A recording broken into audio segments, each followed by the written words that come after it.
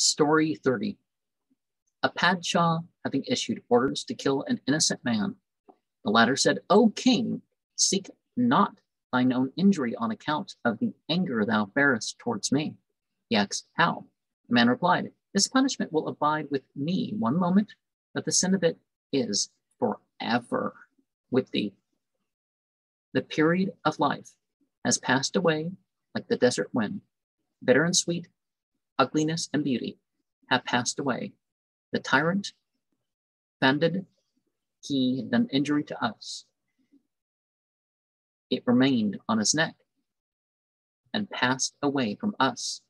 This admonition having taken effect, the king spared his blood. So it's important to not stay silent. And sometimes that even refers to people that think it's their job to go lock people up.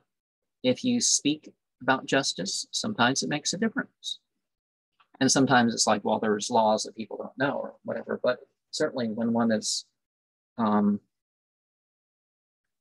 but even if it doesn't have these effects that you could see, that stuff adds up. The more people speaking against